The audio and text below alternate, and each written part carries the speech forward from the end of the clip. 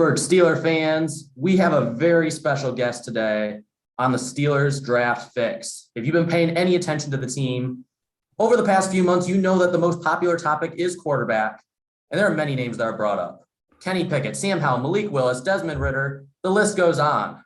But there's one quarterback that often gets lost in the shuffle. This guy's put together a phenomenal showing throughout the pre-draft process, and he was kind enough to join us today on the Steelers Draft Fix podcast. So without further ado, we are delighted to be joined by Western Kentucky quarterback and 2022 NFL draft prospect, Bailey Zappe. Bailey, thank you so much for coming on to the show today. You've been a busy guy over the past few weeks. What has been your biggest takeaway from the pre-draft process so far? It's just everything I really dreamed of. This is something that I've been, like I said, dreaming of, I guess, since I first started playing football at, 5 years old. This process has been fun. It's been amazing. Met a lot of great people. Really looking forward to draft day. Now, have you met with any Steelers personnel for an interview or meeting throughout the pre-draft process at all? Yes, I've met with the Steelers, of course, at the Senior Bowl and then at the NFL Combine. Awesome. Cool deal.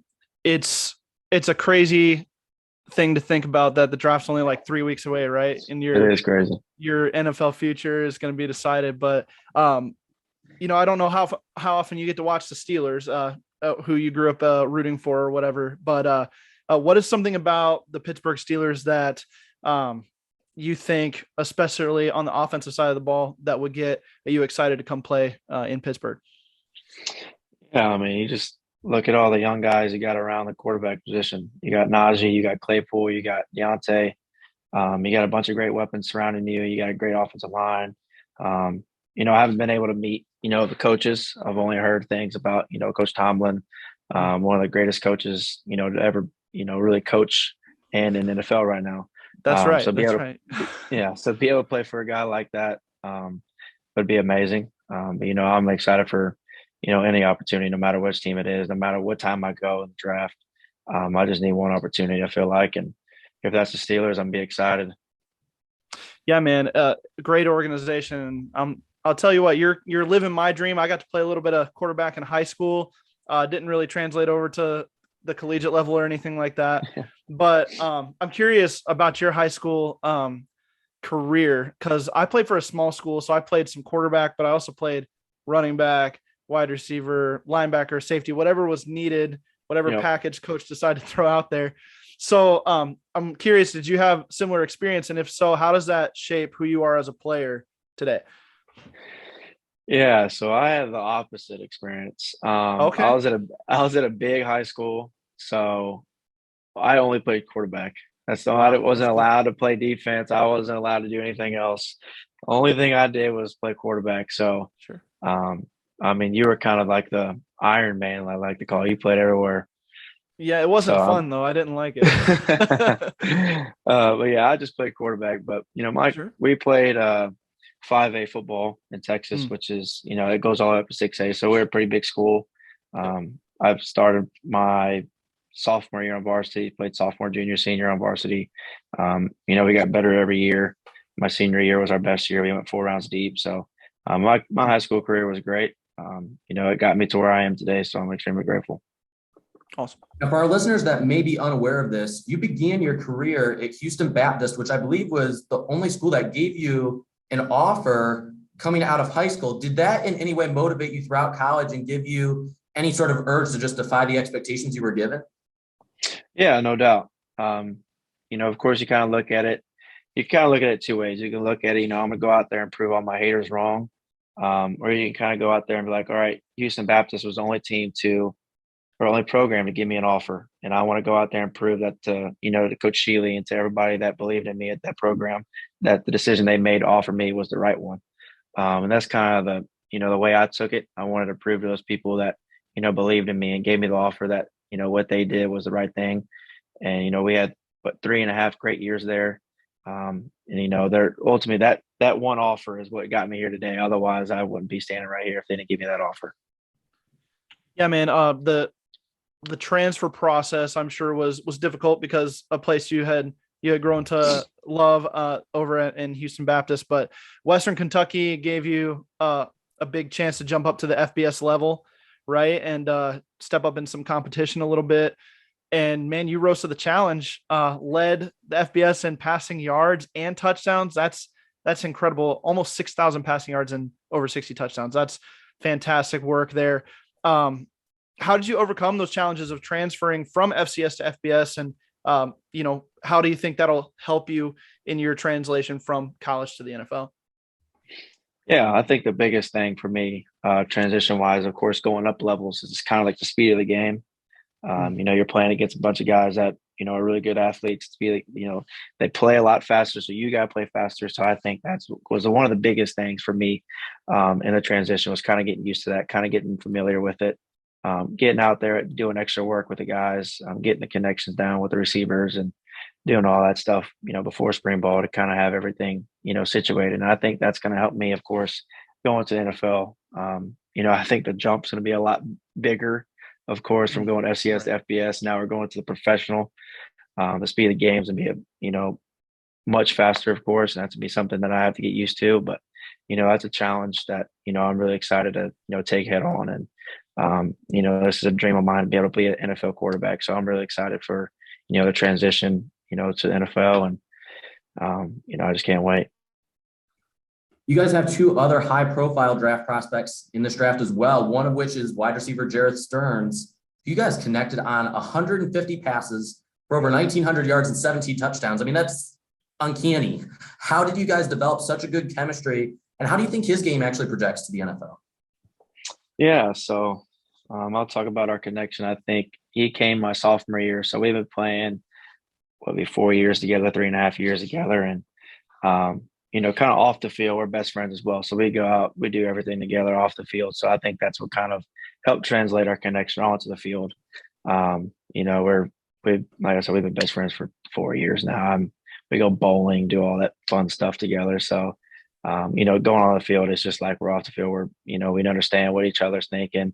Sometimes he'll even give me a check that he wants so I could check it back to him, kind of stuff that he's saying.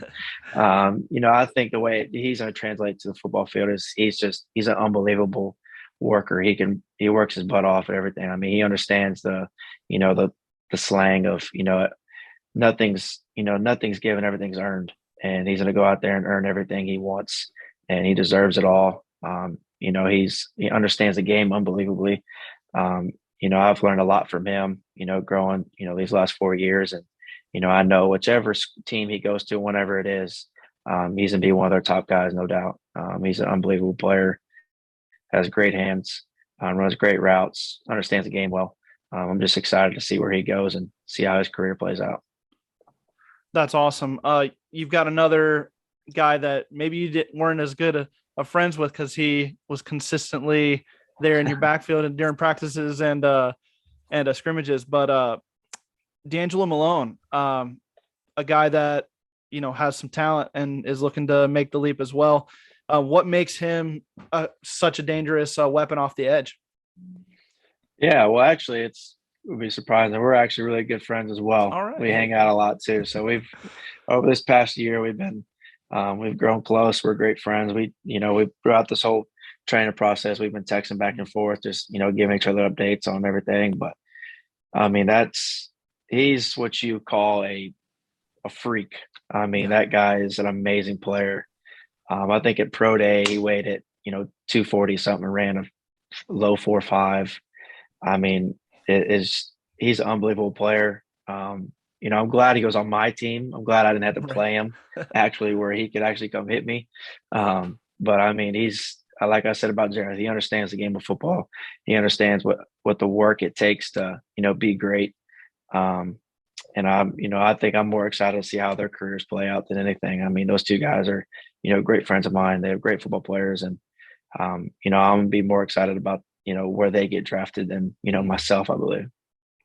That's cool. Now, every year there's a bunch of quote unquote experts out there who love to throw out NFL comparisons.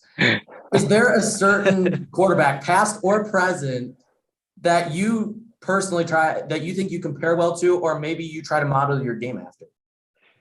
Yeah, so kind of something funny. I was a big Peyton Manning fan growing up. I always went to the Texans games whenever the Colts would come down to Houston. But once I realized I wasn't going to be 6'4", 6'5", I kind of hopped off that train. And, so somebody that I really paid attention to was Drew Brees.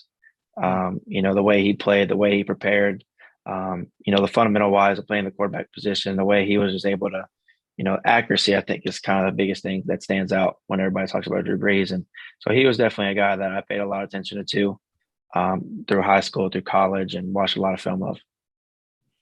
Well, you've definitely shown to be an accurate player at the collegiate level. Almost 70% completion percentage this last year. That's awesome. Good work there. And then as you made progressions during the play, as you read the play out, do you think that is something that translates to the next level for you as well? A lot of schools, a lot of schemes, it's like quick read, RPO, and you guys had a little bit of that, but I saw that you could make some progressions, go through your progressions. Is that something you feel is a strong suit for you? Thank you for saying that. I appreciate you. Yes, that's something that I feel like is going to really help me. Like you said, there's offenses do it differently. It depends whatever scheme you're in. Some do like a lot. RPO is a big part of the game right now. Some do half field reads, some do full field reads, left to right. 4 or 5 different reads in one play. We kind of did all of it. So I feel like, that's really going to help me, of course, translate to whatever offense I go and be able to fit in wherever I'm at, scheme wise. But I think, the full field, the left to right was definitely a kind of something that was a misconception about the air raid. But with Kitley's tree and the way he's designed his tree of air raid, there's a lot more full field stuff, full field progressions that, I feel like has really helped me throughout this process, and that will help me, translate my game to the NFL. That's awesome. So it's draft night. All right. We don't know what day, but maybe day 1, maybe day 2, maybe day 3, whatever happens, you're going to get drafted, right? That's going to be awesome. We hear it called over the airwaves, whatever. The Pittsburgh Steelers select Bailey Zappe. What's going through your mind at that point, and what are you most excited about getting started with? Well, I mean, whether it's the Steelers or anybody, I mean, that phone call is definitely going to be, the best moment of my life so far. Something that I've been dreaming of all my life. And, of course, first thing I'm going to do is thank those, that drafted me, of course, tell them that, I'm going to do everything I can to prove them right. And then, of course, I'm going to have family and friends around me. Start hugging everybody, start, thanking everybody for kind of, I'm sure the emotions will start, coming in, but it's going to be an awesome experience. It's definitely going to be something that, I'm going to remember forever, hearing my name called. And, I'm extremely excited about it wherever I go, whether it's the Steelers or the other 31 teams. And, it's just an awesome experience going through this process, and I'm extremely excited. Follow him on Twitter at Bailey Zappe 04. Bailey, thank you so much for coming on today. Best wishes on your NFL career. We'll be rooting for you no matter where you go, obviously. We'd love to see you come to the Steelers, but we look forward to seeing what you can do in the NFL. Go get them. Yeah, I appreciate y'all having me. Absolutely. Rooting for you, man. Yeah, appreciate y'all. Thanks.